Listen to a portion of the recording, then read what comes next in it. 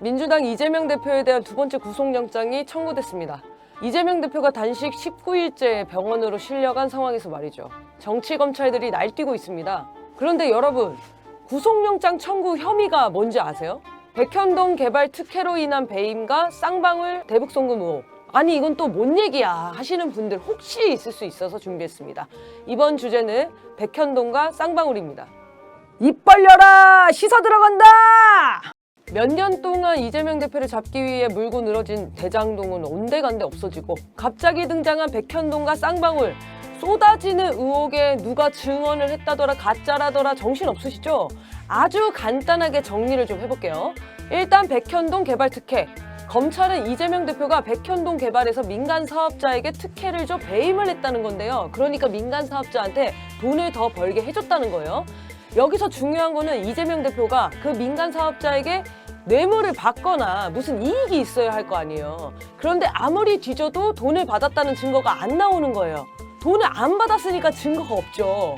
아무튼 그래서 검찰이 뇌물죄로 걸지를 못하니까 이걸 특혜로 인한 배임으로 걸어버립니다. 배임이라는 게 배반할 배, 맡길 임으로 맡은 임무를 하지 않는 것을 뜻하거든요. 맡은 일을 안 해서 다른 사람에게 손해나 이익 등을 끼치게 되었을 때 내릴 수 있는 처벌이에요. 그럼 이재명 대표가 특혜를 준 게 맞을까요?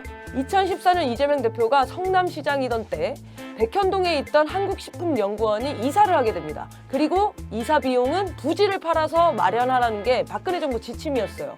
그런데 이 땅이 개발이 어려운 자연녹지 지역으로 돼 있어서 계속 안 팔리는 거예요. 개발이 가능하게 용도 변경해서 땅을 팔면 되지 않냐, 이렇게 박근혜 정부가 지시를 한 거죠. 2014년 3월 14일 관계부처 합동회의에 기록된 자료도 있어요. 그런데 검찰은 또 새로운 걸 걸고 넘어집니다. 박근혜 정부에서는 부지 용도를 2단계 내지 3단계 상향하라 했는데 왜 준주거지역으로 한 단계 더 높였냐는 거예요. 특혜 준 거 아니냐는 거죠. 그런데 성남시는 이 부지를 아파트가 아니라 공공연구시설로 개발하려고 했어요. 아파트도 가능하고 연구시설도 지을 수 있는 4단계 준주거지역으로 변경을 한 거죠. 그런데 왜 아파트를 지었냐고요? 한국식품연구원이 문제였습니다. 한국식품연구원이 민간업자와 계약하면서 아파트를 짓는 조건으로 계약을 한 거예요. 심지어 인허가도 자기가 하고요. 느낌 오시죠? 이권 카르텔은 여기에 있었던 겁니다. 그리고 이 문제는 나중에 감사원에서 감사를 통해 비리가 있었다고 확인되고 한국식품연구원 부장 등이 파면 해임되게 됩니다. 자, 여기까지 잘 따라오고 계신가요? 백현동 사업도 대장동이랑 완전 비슷한 흐름이거든요. 국힘당 정권이 시작한 사업들인데 이재명 시장이 1,000억이나 개발 이익을 환수하고 7,500여 평의 공공연구 부지를 확보하기까지 했어요. 이 정도면 진짜 일 잘한 거 아닌가요, 정말? 그런데 검찰은 200억 더 환수할 수 있었는데 왜 안 했냐는 거예요. 아니, 근데 너무한 거 아니냐고. 국힘당이랑 공기관이랑 지역 토호들이 민간 기업들과 짬짬이해서 꿀 빨려고 한 거를 그나마 통제해서 시에다가 환수해 준 것을 범죄라고 하는 게 말이 돼요? 그런데 왜 대장동은 사라지고 갑자기 백현동이 나왔을까요? 대장동을 캐면 캘수록 국힘당 쪽에 너무 유명한 사람들이 줄줄이 나오니까 이게 국힘당도 곤란해진 거죠. 이거 계속하다가 우리만 죽겠는데? 라는 생각이 든 거죠.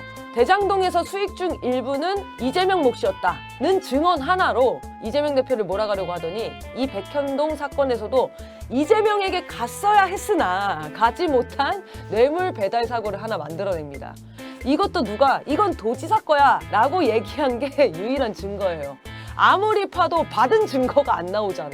제가 지금 내가 이재명한테 돈 줬다 하면 돈 준 겁니까?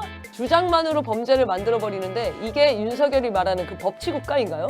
다음은 쌍방울 대북송금 의혹입니다. 이건 더 어이가 없어요. 김성태 쌍방울 회장이 2019년 이화영 전 경기도 평화부지사의 요청으로 경기도가 냈어야 할 북한 스마트팜 조성 지원 사업비 500만 달러와 경기도지사의 방북 비용 300만 달러 등 총 800만 달러를 북한에 보냈다는 건데요.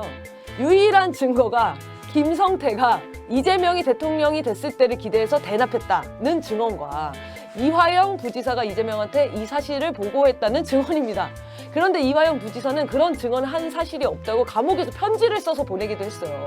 대놓고 하는 검찰 조작 아닌가요? 이 사건 역시 이재명이 시켰다 혹은 그로 인해 이재명이 무슨 이득을 봤다 하는 증거가 단 하나도 안 나왔습니다. 아무튼 이런 말도 안 되는 혐의를 뒤집어 씌워서 검찰은 구속영장을 청구했죠. 이재명을 죽이기 위해 압수수색만 376번을 하면서 탈탈 정말 사돈의 팔촌까지 다 털었는데 단 하나도 제대로 된 혐의 입증을 못했습니다. 대한민국의 376번 압수수색에 주변 지인들이 다 구속되고 수사받고도 살아남을 사람이 있습니까? 이재명 대표가 정말 깨끗하게 살아왔구나 하는 것만 입증돼 버린 꼴입니다. 이재명 대표의 검찰 독재에 항거하는 단식에 대해서 한동훈이 뭐라고 했는지 아세요?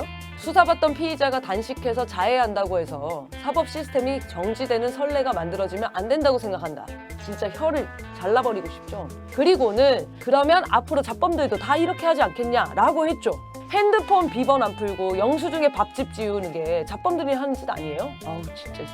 그러면서 과거에도 힘 있는 사람들이 죄 짓고 처벌을 피해보려고 단식하고 입원하고 휠체어 타는 사례는 많이 있었다 라고 이재명 대표의 단식이 구속을 피하려고 한 거라 모욕합니다. 비겁한 사람만이 할 수 있는 비겁한 상상이고 폐륜적인 논평입니다.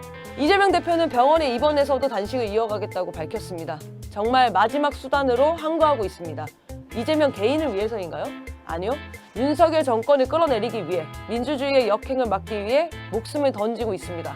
이제 민주당 의원들도 함께 싸워야 할 때 아닌가요? 9월 21일 체포동의안 본회의 표결이 있을 것으로 예상됩니다. 가결 혹은 기권에 표를 던지는 민주당 의원들, 죄 없는 자기 당대표의 구속을 바라는 그런 자들과는 함께 갈 수 없습니다. 국민들과 이재명 대표가 민주당 멱살을 잡고 끌고 가고 있습니다. 독재 타도를 위한 국민항쟁에 역사적 흐름에 동참하지 않는 사람들은 결국 국민들에게 심판당할 것입니다. 지금까지 입 벌려라 시사 들어간다 입벌씨였습니다.